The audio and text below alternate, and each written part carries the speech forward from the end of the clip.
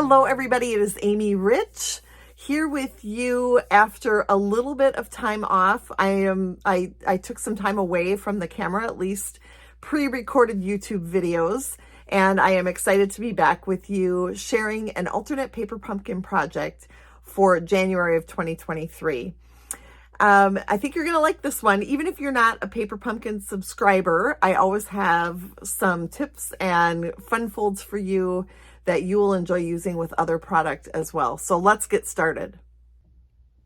There are so many pretty things in this Paper Pumpkin kit. Of course, we have our adhesives. So typically there is a set of mini glue dots and Stampin' dimensionals in the kit, and that is the case this time too. But look at all of these fun little pieces that I had to work with for my alternate project. And there are multiples of these in the kit that you can create the pre-made suggested projects, or you can get a little creative with them. So lots of fun little die cuts there.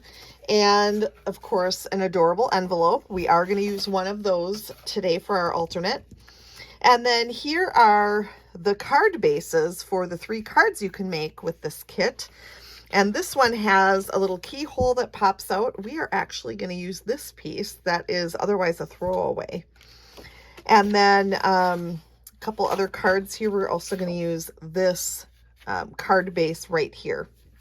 So we're going to first start with our envelope because we can get this part out of the way. And I have decided to use the Scalloped Contours dies. I believe this is the 3rd largest die in that set, and I am going to die cut a section out of my envelope. So we're going to do that first.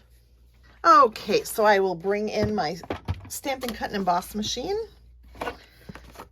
add my envelope and my die, and I will want it to be relatively straight because we will be seeing some of that inside the keys there.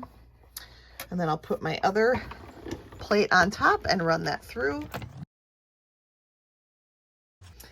And then what we have are a couple of scalloped rectangles, one that is plain white and one that are the keys from the inside of the envelope, which is super cute.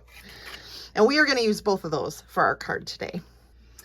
Next up, we are going to grab our trimmer and our card base, and we're going to do a little cutting here.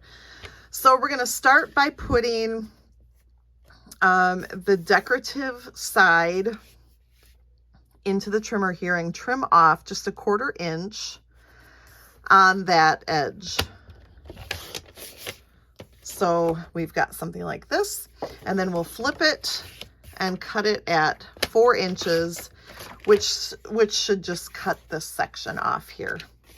So that's just how we're going to get started. And then let's go ahead and turn it and trim off a little bit more of the fresh freesia section. So I'm going to put that in at 1/2 inch.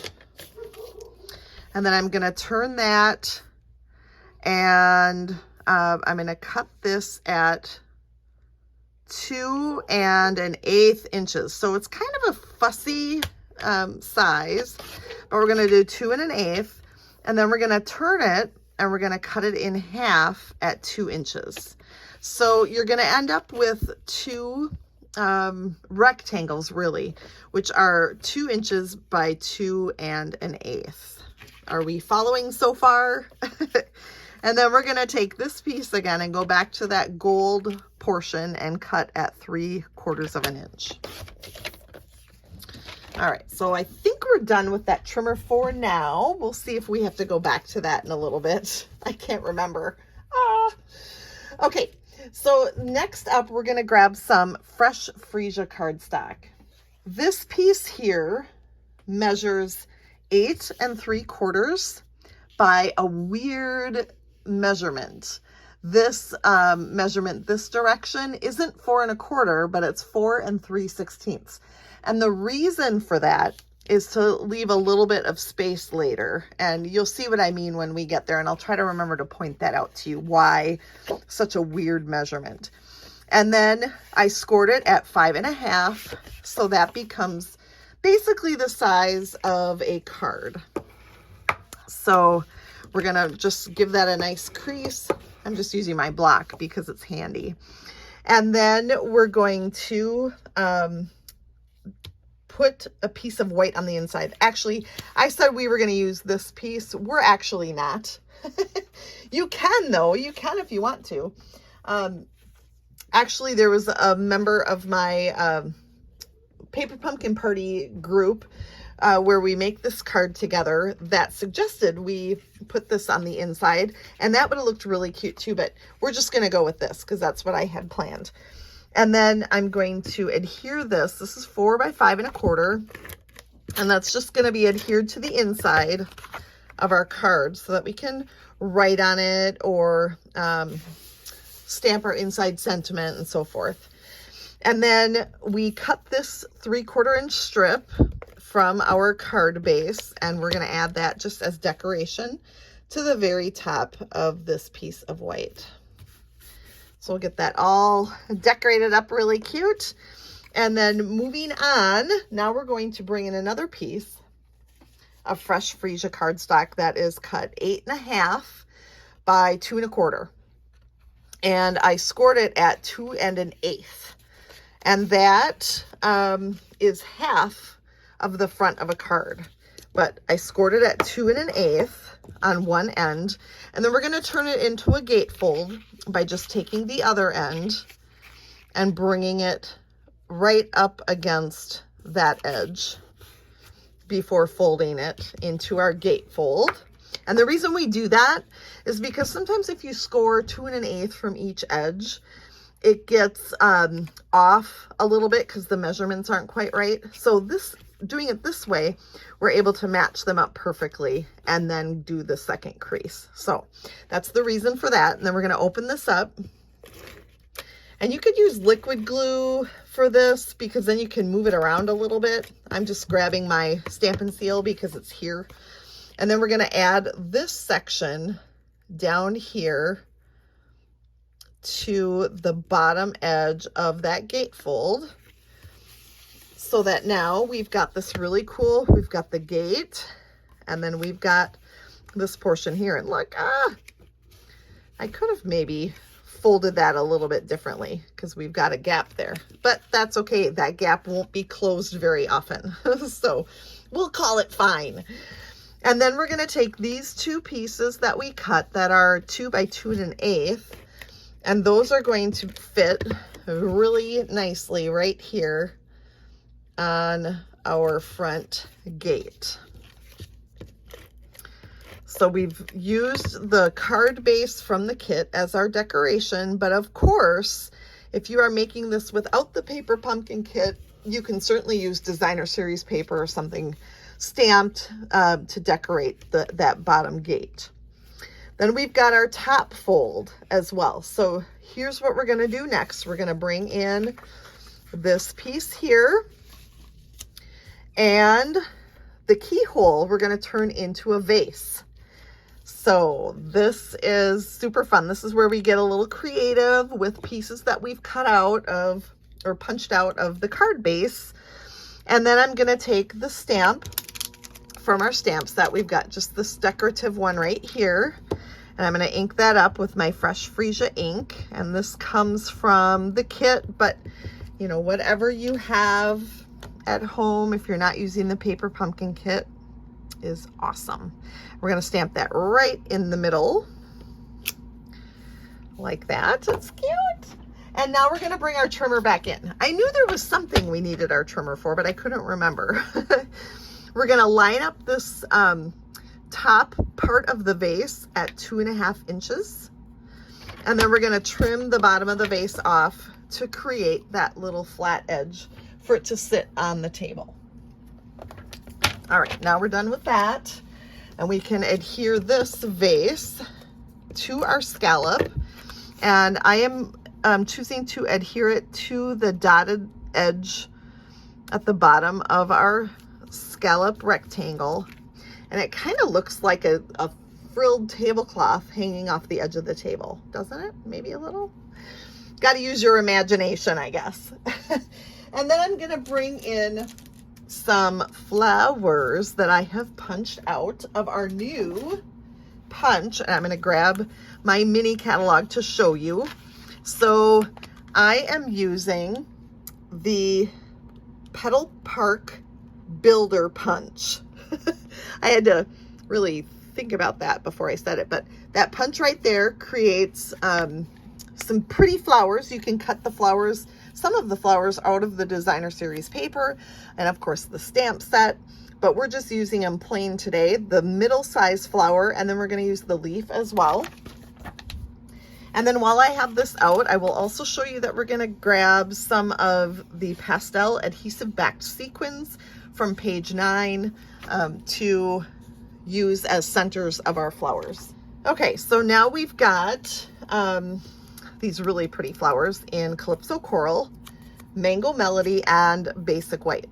And I like to create, and maybe some of you know this about me if you've watched enough, I like to create a little dimension, and I'm just doing that by running my fingers along the petals just to curl them up just a hair.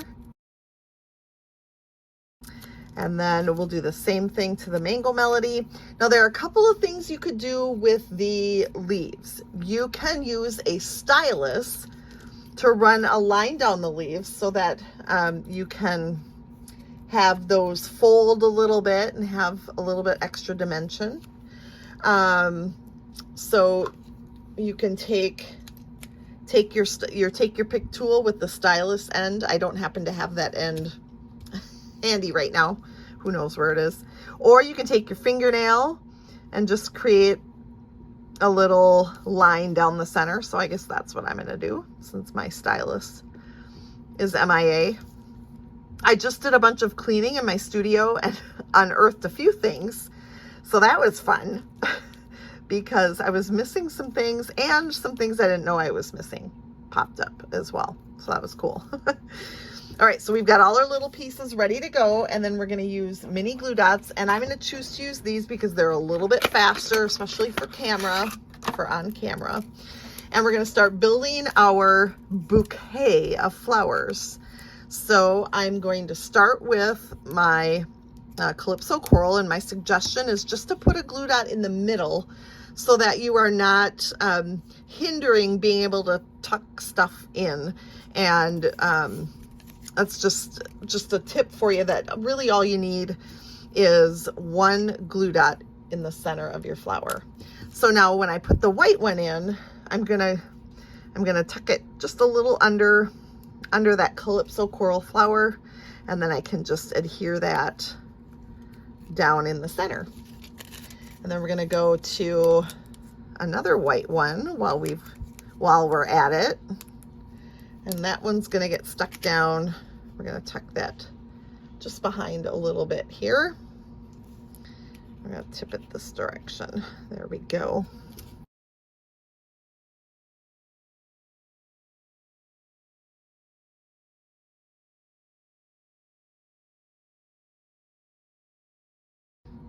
And then once we have our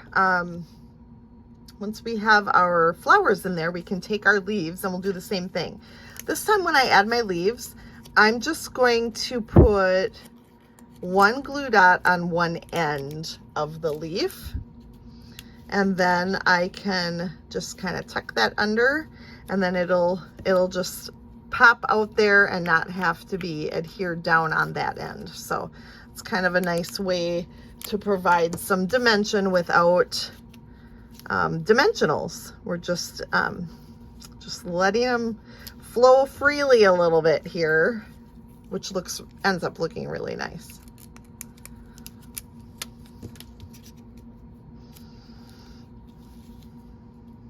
And I feel like I'm a little lopsided, but we'll call it okay. Maybe I'll just try to slide a couple of those flowers over, but that's okay. It looks good. And now we're gonna add our sequins to the centers so that we've got a little bit of color in those centers.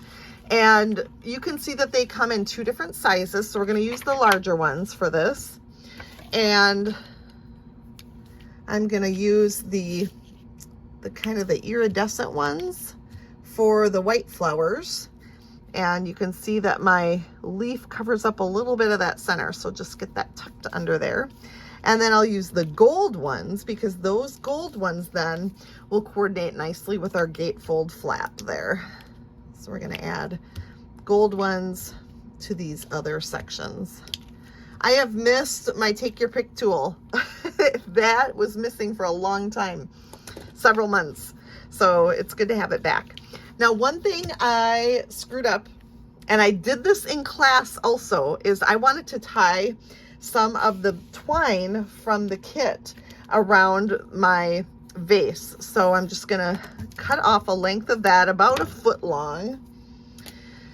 And then, because I love Stampin' Seal, it sticks really well, but it also releases when you want it to if you don't wait too long. So we'll get this tucked behind there, and then adhere that back down. And then when I go to tie my bow here, I'm going to bring that bow to the left-hand side. So I'm gonna tie the bow over here, and I am first gonna tie a knot, because it just seems to allow me a better attempt at a bow when I do that. So a knot first, and then a bow. Then you can mess around with it to get the size and shape you want. But that's cute. And then we'll trim these down. And then we will flip it over. It's going to go right in the center of our card, but we only want it to adhere to this top section. So I'm gonna flip it over and put adhesive only on the top. All right, so we'll adhere that here, and check out how fun that is. And what I love about it too is that it can sit on a tabletop and be all pretty and decorative. And it's hard to show you on camera, but it can sit up there really well. And of course you could add a sentiment here if you wanted to. I just wanted to leave it kind of versatile so that I could add my sentiment later if need be. So that is this month's Paper Pumpkin project. Don't forget to subscribe to my channel, and you can also subscribe to my Paper Pumpkin. And you can find that link in the description of the video.